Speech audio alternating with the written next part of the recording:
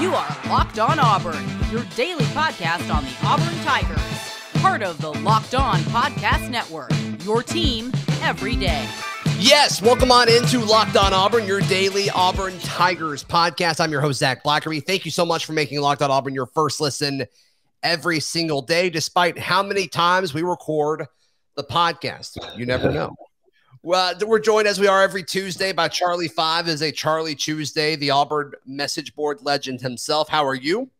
Doing well. This is my flu game. I think I got the flu, but we're going to get through it. We're going to have fun. Yeah. We got done recording, and then Kobe Hudson made a cryptic quote. He may be a natural wide receiver. Yeah, I guess not. So Kobe Hudson posting, to my Auburn family, my first 2 years of college have been nothing short of amazing. It was a dream of mine since an adolescence to play in front of Jordan Hare. My whole motive when I came to Auburn was be the best I could be on and off the field. To all of my teammates, y'all are my brothers, and I love y'all guys for life. He from the north, I'm from the south. He don't understand me. 5 out. Gotta assume that's about Bryan Harsin. And then shortly after he posted that, he put on his Instagram story that he never wanted to leave Auburn. He got kicked off the team.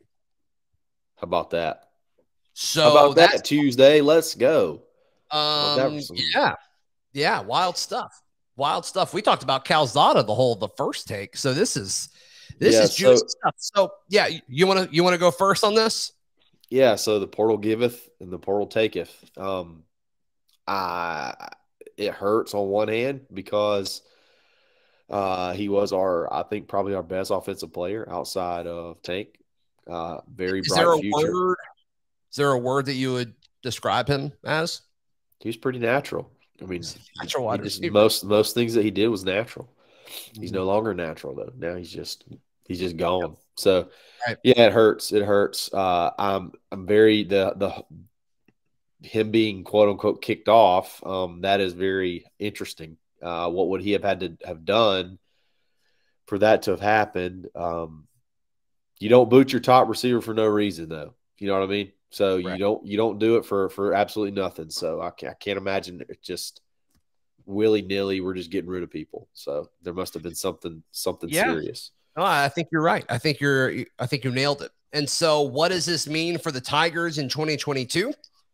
Well, this will be their second season in a row where they will lose their top 3 wide receivers. Demetrius Robertson, he's playing in the Hula Bowl. He's out of eligibility. And then it's assumed that Shedrick Jackson is done.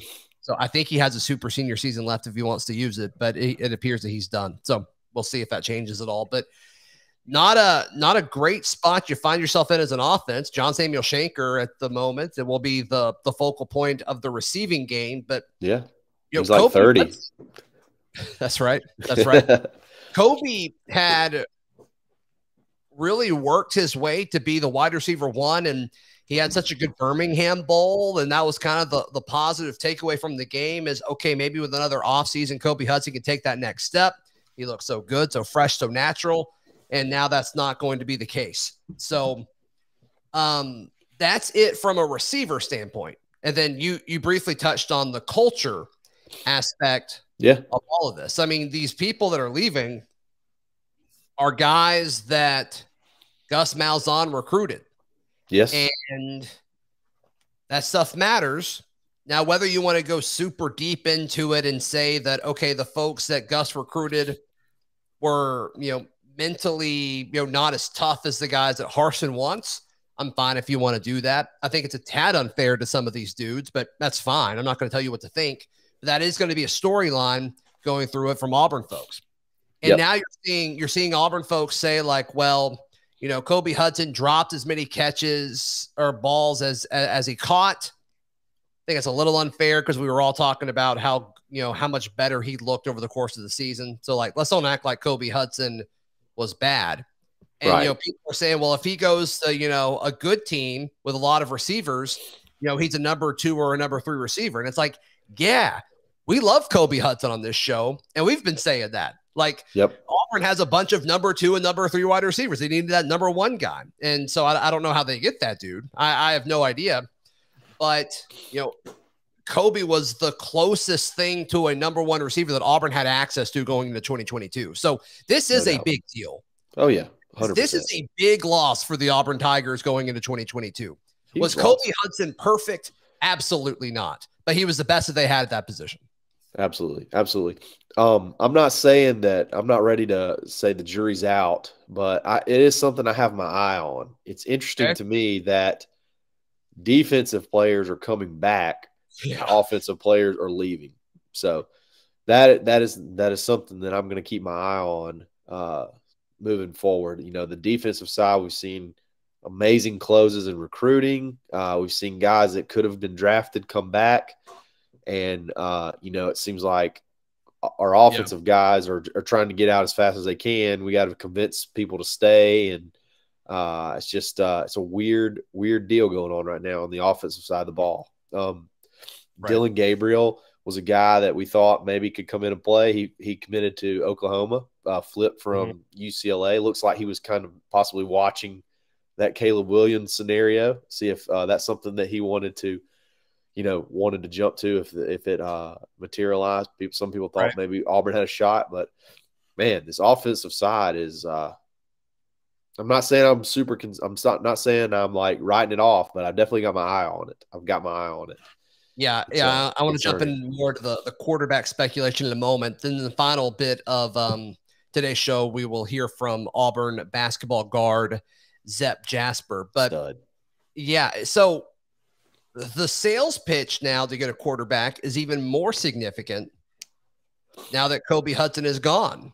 So I wanted Auburn to get 2 wide receivers via the transfer portal. That number, it sounds ridiculous to say to go get 3 guys in the transfer portal, but you almost have to, or you have to at least try. I mean, right now, and glass half full, Auburn's strength at the receiver position were guys that they were lining up in the slot. But it was just like, okay, you're not going to see Kobe Hudson and Javarius Johnson and slot guys. Austin, all in the field at the same time. So now it's like, okay, there's a path to playing time for Javarius Johnson, which I think he's fine. And then Tarvaris Dawson, maybe he can kind of continue. Maybe he's been developing because it sounded like he made a real push for some potential, movement up the depth chart last fall. So perhaps that's the glass half full way to look at it is, okay, that was the spot where Auburn had the most dudes. Outside, I have no idea what they do. So those are going to be the guys that you needed to go out and get anyway in the transfer portal.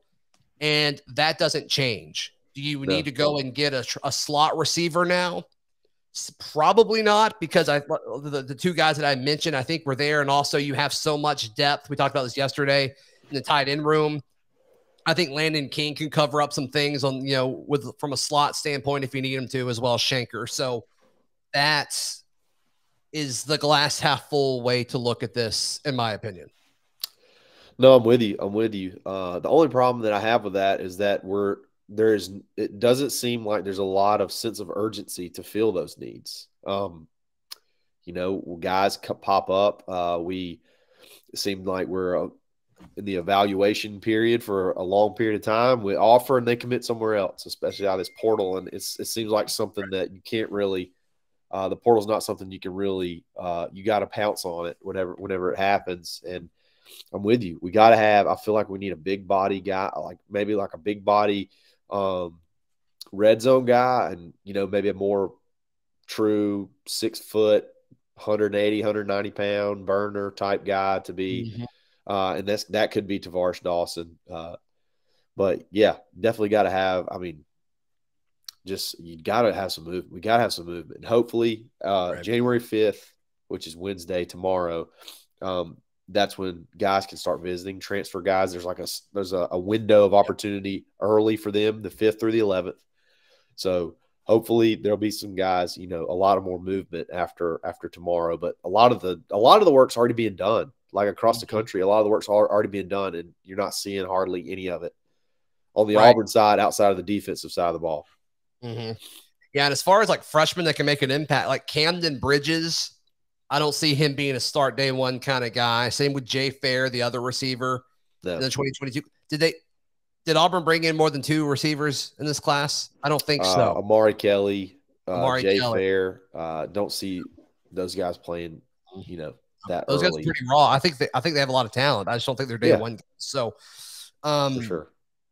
Yeah, I don't know. I don't know what Auburn's answer is, but yeah, this is you can say what you want about Kobe. This is a big loss. So, all right, we'll talk about quarterbacks, and then we'll be joined by Zep Jasper in just a moment. Hey guys, I want to tell you about this app. It's going to save you a lot of money, or really make you some money. It's called Get Upside. You can download the Get Upside app in your phone's app store, whether it's on iPhone or Google Play if you're an Android person.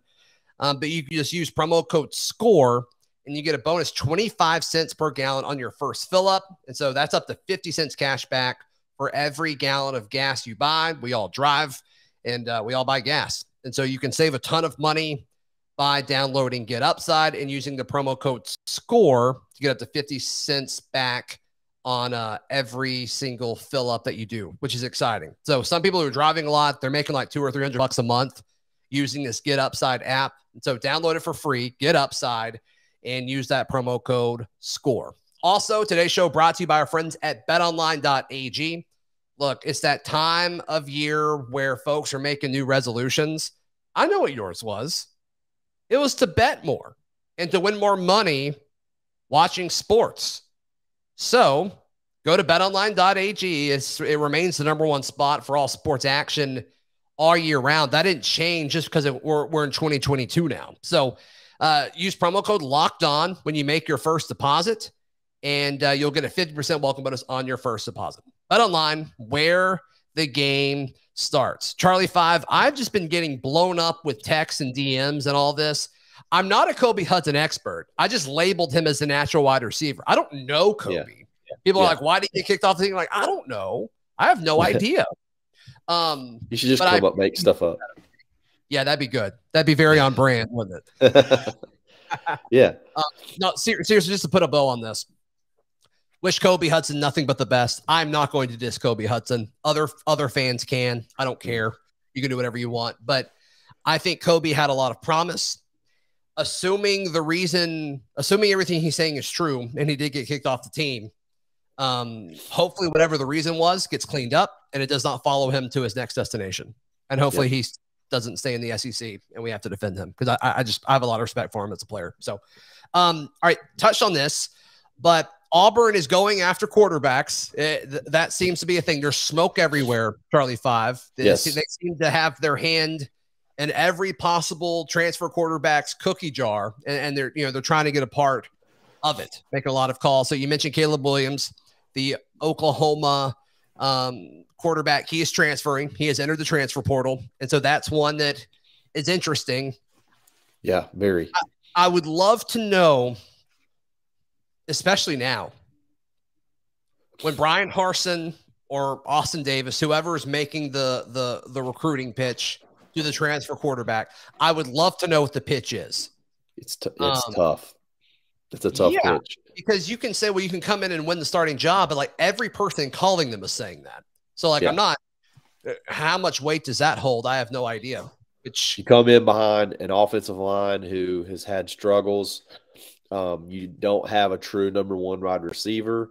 You do have Tank and Jarquez, which is great to have. You got a good tight end, but you got to go against the toughest competition. Like, why wouldn't they just go to like UCLA and play? Go to where defense is optional. Go Big 10, Big 12, like Dylan Gabriel. Right. Go there where his defense. I mean, it's a tough sell, but you know what? That's why you get paid to do what you do. You gotta sell it. And maybe there's some other pieces in place that maybe is not 100% official yet, and they can use that as a sales pitch. Like, hey, look, we got this guy on board. I don't know. I'm just speculating, but yeah. Otherwise, it's a very tough sell to get a guy like Caleb Williams, who could go anywhere in the country. He also could go to USC, where his coach is, and be the star of LA. Or come to Auburn. You know what I mean? It's a tough sell. It's a tough sell. So as we record this late Monday night, like I said, this is not the first time you and I have sat down to record a podcast. So, and your co-host on Dad Bod Golf Pod just texted me, do you have to redo a pod today? Thank you, Ben Taylor. But I woke up Monday got on auburnlive.com, as I do most mornings, jumped in the corner message board, and Jeffrey Lee's talking about how Auburn, I don't want to make this all about me, but I'm about to. Jeffrey Lee's posts about how Auburn seems to have interest in the Calzone, Zach Calzada. Oh, boy. And it's like, okay, of course, the main quarterback that I have poked all season, and as all these other transfer quarterbacks go elsewhere, it's like, oh, my goodness. Like, Auburn has a legit shot of, like, having Calzada just because he appears to be, like, playing Z. I mean, he's coming in to visit this weekend. So he's coming in. Dude, Kobe Trent, like, what a rough day, man. It's a bad scene for Zach today. Like, I know you have the flu, but I'm going to make this about me just for a second, Charlie 5. Feel sorry for Zach right now. Yes. Yes. Feel sorry for me, please. Thank you. If you're watching on YouTube, please like the video. It would help a ton. So at this rate, is Zach Calzada the transfer quarterback that Auburn lands going into 2022 in your mind? If you had to say right now as we record this late Monday evening. If something doesn't happen between now and when he visits, he could be the guy. If something doesn't materialize, that could be it. Why else would he come visit? That would be. I don't know that I would really understand that move, to be quite frank. But Charlie 5, this is the most frustrated I've ever been recording something ever. I'm trying to think. It's got to be so frustrated right now. You got to be seething. Yeah, and I just hate. I'm a pretty positive dude. I am an Auburn sunshine pumper, but this Kobe thing is a big deal. I just got on while you're talking. I'm clicking on like reading our comments from our friends at the Locked On Auburn Discord, and people are saying like, yeah, I'm actually not that upset over it. It's like, why? I don't get it. I don't get painting him as, some like, well, he dropped it a ton. It just doesn't make sense. He is the best option Auburn had at wide receiver going into the offseason. And there's not a dude better than him in the portal right now that Auburn is even talking to. So I don't even know who we're talking to at wide receiver. No. Yeah. I mean, I thought Auburn was going to get receivers last year too. And it's like, all right, Demetrius Robertson. And I actually thought he was going to be a lot better than he was, but whatever. So right. I just, the approach and the response, maybe it's a defense mechanism. Maybe Auburn fans have just been hurt enough. Maybe we're all just damaged. I don't know. And I shouldn't care, but I clearly do because it's upsetting me. So it's going to hurt t-shirt sales. That's a big one. No, we at aushirts.com, the national wide receiver shirts, we can force this joke on someone else. Sure. I mean, that's true. It's not I'm branded. Good at very few things, Charlie 5, but running a joke into the ground is my God-given ability. You're talented in that aspect. Yeah, thank you, Charlie 5. But that's it. That's really it. I don't know. I'm sorry. Sorry for folks. I like to be an escape. I like to be a positive escape for people every day, and I have not offered that to you guys today, but that is – Let's be positive really quick. Let's be positive. Let's talk about really quick the basketball game. We went to the LSU game. Yes, we're about to hear from Zep in just a few minutes before I just want to stay tuned. It's about to get a lot better. The show's about to get positive. Better. Yes. Basketball school. Anyway, we had really good seats on the floor, a little flex. But anyway – You had a little screen time on ESPN, and somebody screenshotted it and tagged you on Twitter, and then I retweeted it and asked what Zach was thinking, wrong answers only, and got some absolutely classic responses. Oh my gosh, so I want you to pick the winner. There was like 40. There's a million of them though. Are you going to narrow it down for me? Yeah, I'm going to give you. No, I'm going to give you three. I'm going to give you three choices. All right. So the first one is a GIF of the Tiger King, and he says. GIF, whatever. I am never going to financially recover from this. Those were nice seats. Exactly. For sure. Okay, yeah, that one was great. Okay. All right, and then one, Auburn Memes, who's a legend. He took your face and put it on Bruce's body, and took Bruce's face and put it on your body. It was absolutely hilarious. I said it made me stop breathing. I was laughing so hard. By the way, I'm right behind Bruce's head. That's what sucks. I got cut out. I was right behind Bruce's head. That's right. And then the last one, which is really good, it's the meme that you see. It's like a superhero, and he's sweating, and he can't decide. He's got to pick two buttons, and one of them says real chocolate, are good for you. And so he's trying to pick which one, which is a shout out to Built Bar. That's absolutely amazing. A lot of good responses. That one was my favorite. I'm glad that made your top 3. That one was my favorite. So, yes, that one wins in my opinion. So shout out to Barney Kessler, recruiting finger. At Barney, or not at Barney, but at Gustav Exotic. You win. High five. High five. High five to Barney Kessler. No, recruiting finger. Gustav Exotic. No, that was hilarious. No. So stay tuned. Zep Jasper joins just a second. And towards the end, we talk about the memes. Yes. They have a group chat. The basketball team has a group chat about it. So, yeah, we'll hear Zep talk about that in just a second. Charlie 5, how can folks find you, listen to you, support you, all that good stuff? Find me on Twitter at _Charlie_5, auburnlive.com, message board The Corner, or Monday, Wednesday, Friday on the Dad Bod Golf Pod. I love that. That is Charlie 5, another Charlie Tuesday in the books. Today's show brought to you by our friends at NetSuite. This is it, the putt to win the tournament. If you sink it, the championship is yours, but on your backswing, your hat falls over your eyes. Is this how you're running your business with poor visibility because you're still relying on spreadsheets and outdated finance software? To see the full picture, you need to upgrade to NetSuite by Oracle. Over 28,000 businesses already use NetSuite. For the new year, NetSuite has a new financing software for those ready to upgrade at netsuite.com/locked. That is netsuite.com/locked.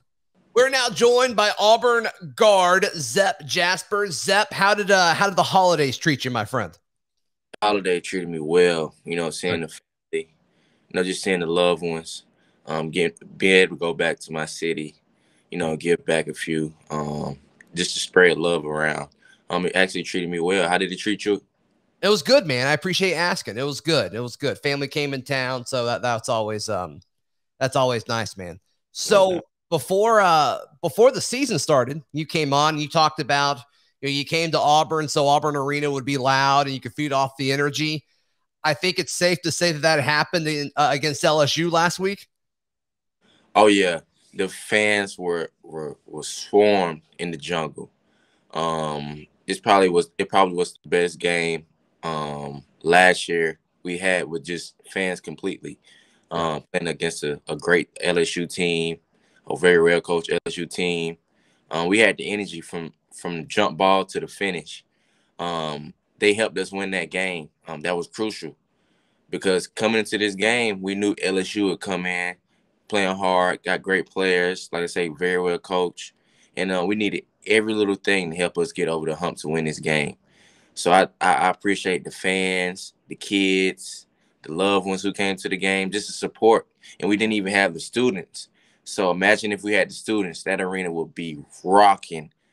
I think the roof would be off the arena if we had the students. Yeah. But I still appreciate the ones who came to the game. It still was sold out. We still had the best fans in the world, and I appreciate that. Yeah, it was an electric environment for sure. One of the loudest environments I've ever been in. Is that the loudest game you've played in? I wouldn't be able to say it's the loudest game played in, but it's about to ramp back up. It's about to get crazy. We got Florida coming at home on the 8th. I think that's Saturday, and that game is gonna be rocking. Florida's a great team. They play with a lot of confidence, play a lot of tough players, and we're gonna need that energy. We're gonna need that crowd, right? Because the crowd's gonna give us that boost. Like I always tell you, it's gonna give us that energy, and we're just gonna feed off that energy every game. So, SEC the conference is here, so every game counts. We want to win every game, no matter who we play, no matter if you're at the bottom, no matter if you're at the top, the middle. We treat every opponent like they're the best in the world, like they top notch. Like I said, we never look at the person, look at the people what's the name on the jersey. We just come and play hard, and that's how we win. So y'all's next opponent is South Carolina. We were talking briefly before we started recording, Zep, but they play a ton of dudes. I mean, I'm just looking at their stats and their average minutes per game, and they've got 10 or 11 dudes that average over 10 minutes a game. How does that change how you prep for an opposing team? Well, it changes because you have a lot of teams that only play 7 to 8 guys. Right. When you have a team like us, we play 11 guys. And it just shows that they have a lot of depth. If one man go down, it don't stop a show. And so it just shows two teams going to be playing 11 guys, but it's about who's going to be able to, sustain, who's going to be able to have the most energy, who's going to come out to play harder, who's going to come out to play ready. And I actually think they're a decent team. And I think, they're a middle of the pack team. And I think, it's like you said, you was looking at the numbers. They play 11 guys, all of them play 10 plus minutes. Right. I actually think that helps out on the team, especially when you have different type of players and different type of styles. So you never know what's coming into the game. You never know what guy can have a good game, because this guy can have a good game one night. This guy can have a good game one night. So you have to be prepared. Like you say, you have to watch film. You just got to be ready for each player, because at any given night, any player can make something happen out of those 1 through 11 on that team. Right. And you mentioned when you have so many guys and, somebody can't dress out, like Devin wasn't able to play against LSU. It sounds like he had an illness going on, but Allen was able to come back, and he had an incredible, return to the starting lineup. He played really well defensively, had a few shots from deep go in, which is always exciting to see. But the amount of depth on this roster is incredible. And it seems like you guys trust each other so much already this early in the conference play. Oh yeah. The amount of depth on this team is unbelievable. I never seen nothing like it before. The reason I say that is because it's just like I say, one man go down. Yeah. It's like we get even stronger. Like Al, he had been out. He's getting his groove back. Like, I was super excited to see him out there thriving, doing what he do best. Mm-hmm. He's came along. He's back happy. He's back in his groove. Right. He's showing people why he's going to be a first round and why he's one of the best players in the nation. And it's just exciting just to see your team thrive and, move up and get, some more respect. Like I said, we don't get much respect like we supposed to, but, these next 2 weeks is going to be crucial. It's going to show what team we really are on the road. Yeah. And actually they're here too, but road games are more tough than home games because you don't have your crowd. I think with our team, we just got to be focused. We got to stay the course. We got to be humble, because being humble is, is always big. Because you never can go into a game with a big head. Even though we winning games, we're on a 7 to 8 win game streak. Mm-hmm. Anytime we can be beat, and I think we know that. So coming into these games, coming to this South Carolina game, we got to be well prepared. We got to be well focused to get the job done. Right.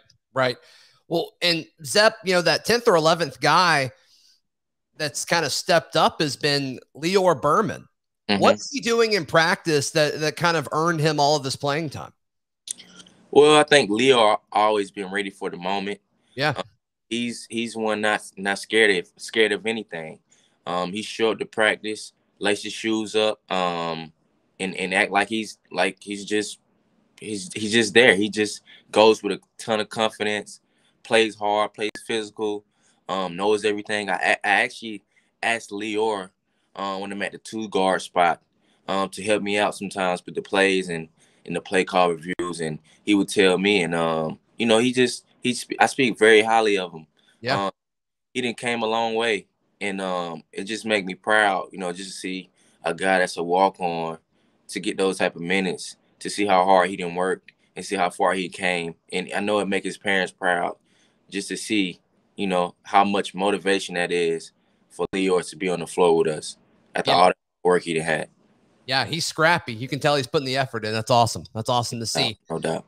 So Walker Kessler against LSU, he had a block rate around the rim of 46%. So just about every other shot he blocked. When you have a dude like that behind you defensively, mm-hmm. does it change how you guard people? Are you able to give them a little bit more and kind of force them to the rims because Kessler's probably going to be able to contest the shot? Well, it doesn't change how we guard. Okay. It just always it's like always you can have a backup. Like, when you got a plan B. Yeah. Like Walker, your plan B, but you the plan A. He's a pretty good plan B. It's like that plan B is a 50% chance. Yeah. So when you have these guards, you have these big men going to the hole, it's like their eyes light up because it's like, I see a 7 foot. I see a mini Yao Ming down there. And when they see that mini Yao Ming, he start blocking those shots. Those good players start realizing I can't get the ball up over him. Mm-hmm. And once like guards go past us, we realize like we got Walker. He's gonna block it most of the time. And like that LSU game was crazy. It was crazy. It was crazy because he was just blocking shots left and right, left and right. The big man, he's 7-footer, blocking left and right. And LSU, I respect LSU because they came in here, played tough environment, and didn't talk and didn't say nothing bad about Auburn, didn't talk no trash. They actually respected us, when they came in here. And I asked Walker Kessler, I said, did the big man say anything to you, man? Did he talk any trash? He said, nah. He said when the game first started, we said just a little bit of words, like just talking. And I was like, man, I know he was frustrated, man. He ain't never seen it like you. He ain't never seen nobody block shots like you. You blocked that. I say you blocked this shot. He tried to lay the ball up. You blocked this shot. Then he told me one player on the team was like, man, you blocked so many shots. You might be goaltending. And I just was super proud of him for the game he had against LSU to show people why Walker Kessler is one of the best bigs in the country. Right. And why he will be one of the best bigs in the country. And he will help us win a national championship. I love that. No, he's playing out of his mind right now. So, Zep, one of the things that has become, I guess, a post-game ritual for most Auburn fans is after you guys get a win, a lot of fans go over to the opposing team's official Twitter account and they post the final score, and they post memes and GIFs and all kinds of things that are related to you guys for the most part. Auburn basketball players or Bruce Pearl or Coach Pruitt or, Steven, whoever it may be. LSU was like within 30 minutes, it had over 1,000 replies from Auburn fans posting these memes and GIFs, and then also like 300 and something quote tweets within like an hour after the game. What, you guys have to look at some of those, right? Do you guys scroll through some of those after the game? Because that has to be hilarious for y'all to go through those together. It's funny because, we got a team group chat, with just the players and like you say, we always, sometimes you just get on Twitter, you scroll down and you see a lot of things and, just see a lot of stuff. We actually think it's good, for our fans to do stuff like that. Yeah, right. It just shows how engaged that our fans are with us. Like, it's like they the players too. Like, I really enjoy it. It's like you see the kickback Kessler, welcome to Jabari Smith world. The Jabari Safari. A lot of little fun little memes. And like we send all those pictures in our group chats. And we just be thinking it's funny. We love it. We actually love it. Like I said, I love when they do that. It just like it shows like you don't want to mess with Auburn and they fans. Like it shows like we a family. Once we win, once the team win, everybody wins, not just us. The fans wins too. That's what makes us. The fans win, the community win. It just everybody wins. Right.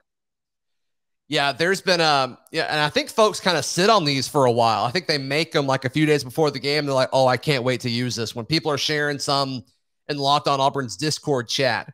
Yeah. Well, they've made one, against South Carolina. It's like, oh, I can't wait to drop this one, in the replies. But it's become a fun thing. And it's cool because now you're seeing like opposing teams dread posting it. Like LSU's caption was like, oh boy, like North Alabama made a tweet during the game. Like, yes, we know what's coming. Thank you for letting us know. And then like Murray State turned off the replies to the tweet. And then they like took it down. So it's been really fun to watch. So I'm glad you guys are having fun with it. I never knew that like they sometimes they take it down because I know it's like dang, we got all these Auburn fans on there. Where's our fans? Like, you know, they got more fans on here than us. That's right. So it just shows you that, you know, like I say, when we win, everybody wins. Right. And that what makes us. Absolutely. It's like that's a humble mentality. Like if our fans can't win, we can't win. If we don't win, our fans don't win. So it just show you like the level of family, the level of trust, you know, this community put into you. Absolutely, man. Absolutely. Zep, thank you so much for your time as always, brother. And good luck against South Carolina and against the Gators this weekend. And we'll talk again next week. Thank you. That does it for today's edition of the podcast. Thank you so much to Charlie 5. Thank you so much to Zep Jasper for hanging out with us. And of course, Auburn basketball takes on South Carolina tonight, Tuesday evening. And we will recap that game and more on tomorrow's edition of the show. Follow me on Twitter at Zac Blackerby, the show on Twitter at Locked On Auburn, on Instagram at Auburn Podcast. And you can check out all my written work at auburnwire.com. We'll see you tomorrow right here on Locked On Auburn.